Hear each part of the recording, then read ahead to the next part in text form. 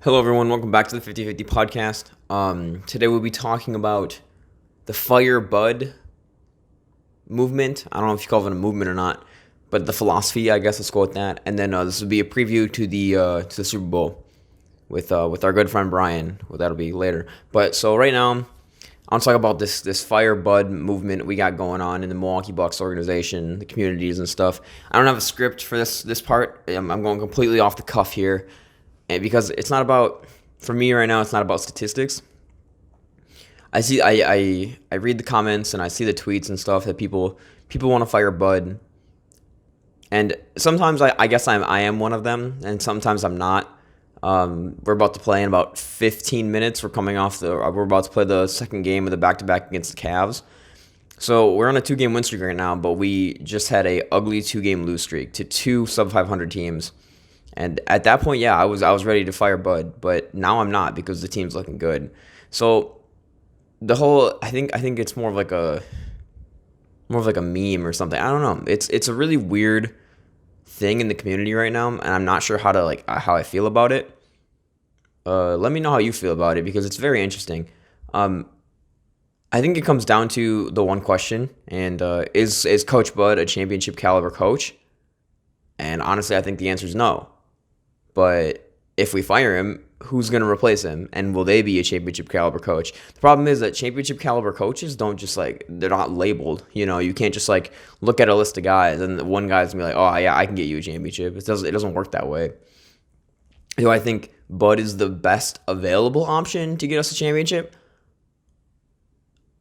I don't know. That's the thing. I didn't think Steve Nash was going to be a head coach, but they pulled him out, and if they win a championship with him, it's the example of a guy who came out of nowhere and he had no qualifications and he still won a championship like Ty Lue did too his first year. Do I think we're wasting Giannis and wasting contracts and people's primes and blah blah blah blah blah? I don't know. This whole concept, this whole philosophy, it's tough. It honestly is tough. I think when Mike McCarthy was at the helm of the Packers and we all talk about firing McCarthy, it was way more black and white. It was way more obvious. But the NBA is hard because there's more games and more games to lose, more games to win. You shoot, or the opposing team shoots 25 threes on you one night, and the next night the opposing team shoots 15 or 12, and you look good again. So you can argue defensive schemes, you can argue offensive usage, shit like that, but at the end of the day, could we get better, or are we just gonna go backwards? Who knows? That's the tough part. So now I'm gonna throw it over to Past Me with Ryan with the Super Bowl 40 whatever. I don't really care because it's stupid, but Super Bowl preview. So take it away, Past Me. Thanks, future me. For this segment, we have Brian for our Super Bowl preview of this week. And I'm just reminding Brian of the rules I stated last week. No talk of GOAT or legacy or anything like that. We are talking about the Super Bowl and the Super Bowl only, and the two teams playing with each other. As you can see, this week we have both mics working. Hopefully, Mike. Hope so. All right. Oh, I'll know if that works later. Many of you might know Brian. He's been on the show before. We had you 2 off seasons ago with the Packers, or last off season. Last off season with the Packers. You were also on the anniversary show. I was not. I had to work. Oh, man. Ryan, talking to the mic there, buddy. I apologize. I'm not used to this. I'm used to being on camera. No, don't worry about it. So the Super Bowl. First question. According to the eye test, who looks better? I think the Chiefs, their offenses continue to evolve over the course of the season, even though they had a really dry December in terms of their offensive production. I think in the playoffs, it speaks for themselves. It seemed that Andy Reid kind of is able to evolve the offense depending on what his strengths and weaknesses are, making him one of the best offensive minds in the game. Yeah, I agree. Mahomes obviously would have been the MVP had it not been for a man called Aaron Rodgers. So you have the arguably second best quarterback in your backfield. You have guys like Tyreek Hill, who is an insane threat even when being doubled because of his raw speed. Travis Kelce, who is honestly, he put up wide receiver 1 numbers this year, and he is tight end. Yeah. And you have a great duo backfield of CEH and Le'Veon Bell. If you forgot about him, he also plays with the Chiefs. And I think their defense is really solid. So you agree, Chiefs? Pass the eye test for you? I definitely agree, and it's not because I dislike the Tampa Bay Buccaneers Ooh, this time. Yikes. All right. Next question. How important is the run game with quarterbacks like Pat Mahomes and Tom Brady in the backfield? And just some statistics for you to chew on with that answer. The Chiefs averaged 303 passing yards per game, which was first in the NFL this year, while the Tampa Bay averaged 289, which was second. So they are not known for running. So how important is the run game? I think what it'll come down to is it's usually when you get into these kinds of games, it'll be 1 to 2 plays, and it comes down to being able to run the script as well. So I think if the Chiefs are able to establish a run game early, Patrick Mahomes has the mobility to do rollouts and stuff like that, and which opens up Tyreek Hill and the deep ball. So establishing the run game early, I think, will be important.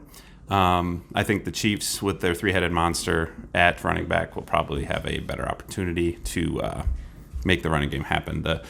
The Buccaneers do have Leonard Fournette, who has the ability to break things out, as we saw in the NFC Championship game with Green Bay Packers. He still is a force to be reckoned with, but I'm not sure if it'll be enough at this point, considering I think he's coming off an injury as well this year. Yep. So we'll just have to wait and see, but I still think that the Chiefs have the edge here. Yeah, I actually agree. I had the same thing written down here. I said whoever establishes the run early and more efficiently will win. The dual threat from the Chiefs is scary. So, yeah, basically agree with you on both points here. I also have a statistic here for that. Tampa Bay has run on only 34% of their offensive downs, and that's 26th in the league. And they average 95 rushing yards a game, which is 28th in the league. So, Wow. pretty interesting. That is pretty interesting. Next question. FPI has the Chiefs at 52% win chance, with the average point differential only being 1. So do you think it'll actually be that good of a game, or do you think we're going to see a blowout by some side? Join me with your tinfoil hat. If the screenwriters want it to be that close, it will be. Besides that, I think that it'll end up being a really fun game. It probably will be close. I would imagine 30 points per team, maybe like 33-30 victory. It has to be more enjoyable than what it was a couple years ago, because you need viewership, but you also need entertainment, and I think that that'll be important. It will be a close game, especially since the Tampa Bay Buccaneers pass rush is coming on late. So we'll see. I think so. I'm actually going to have to disagree with you on that. In my notes, I'm not even joking, I wrote, hot take, TB12 will poo pant. And I honestly think Tom Brady's going to choke. That's just a hot take for me. I don't think he's going to play that well. I think it's going to be another 3-interception night. And I think the Chiefs are going to blow him out. But that's just my opinion. Next question. Oh, do you have something to say? Well, I hope so. I'm not a big fan of Tom Brady, so I hope so. I just think their track record in both their regular season and especially the game against the Packers. If the Packers kind of beat themselves, they didn't really beat the Packers. But No, they didn't.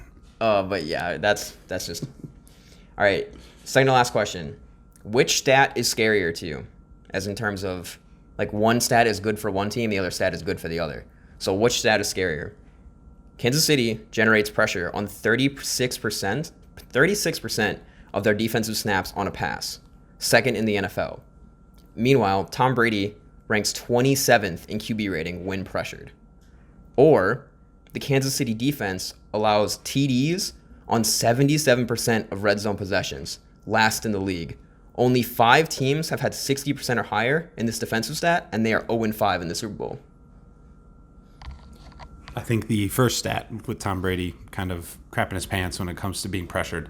As you saw against Green Bay, I think he was sacked twice, but he was pressured many times, which forced errant throws. I think that'll probably ultimately be the factor here. As you saw against Green Bay, he had a quarterback rating, I think, of 70 through 3 picks.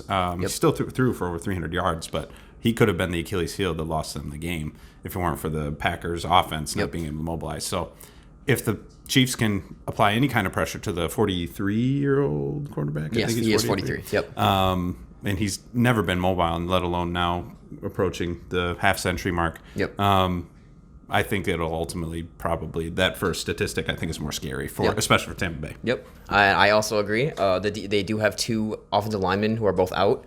And my thought process is that if Tom Brady gets rushed, they'll never make it to the red zone for KC to allow them to score in the red zone. So that's I do see like a minimum of red zone attempts for Tom Brady and the Bucs. I would say probably 2 or 3 max, just because of how good the pressure from the KC defense is. Yeah. That their red zone defense doesn't really matter at that point. And they'll probably have to win the field, like the possession game in terms of where they're going to be on the field. Against Green Bay, I think they had a shorter length of field to go on average, so they scored a lot more. But I think you're right. If they don't have that advantage against the Chiefs, it's probably going to be a long day for them. Yep, and I think the Chiefs also have better clock management, especially with dual running backs who can both be third down backs. Yeah. So, yeah. And final question for you.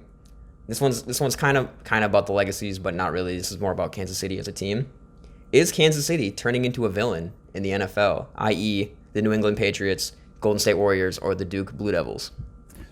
I don't think so. They do have a lot of names, but you look at those.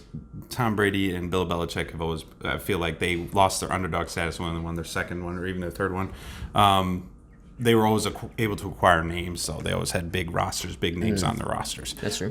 Same thing with Golden State when they went and got Kevin Durant, when they had pretty much an all-star lineup for their starters.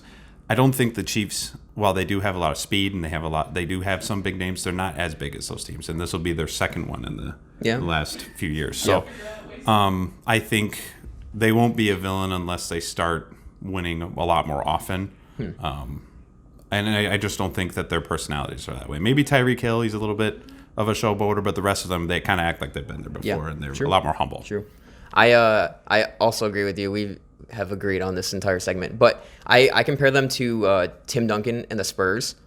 I agree, like Greg Popovich, people respected him, and that's why they won so much, is because Greg Popovich was a great head coach, just like Andy Reid is, and Tim Duncan is basically Patrick Mahomes. He's an MVP. He's the best in the league at his position, and they're more humble, and they don't really talk shit like you said.